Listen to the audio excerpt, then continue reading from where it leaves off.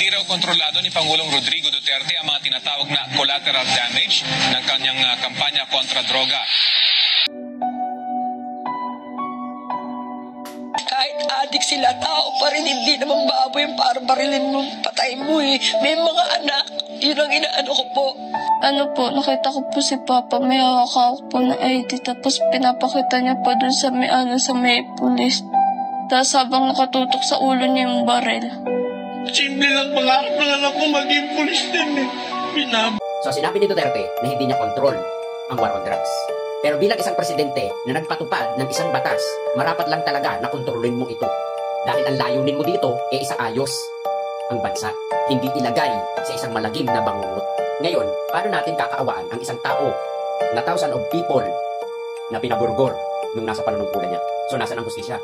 Sasabihin natin na hindi na tayo naawa kay Duterte. Pero si Duterte ba naawa dun sa mga tao na nawalan ng anak, nawalan ng magulang at naulila? Thousands of people nang namatay, ang ipinagtatanggol natin ay yung buhay. So nasaan ang hustisya dyan? Ngayon, kung hindi kayong panungkulan ni Duterte, kung talagang may malasakit si Duterte sa mga tao, dapat kung wala siyang kontrol, ginawan niya ng paraan at pinatigil niya.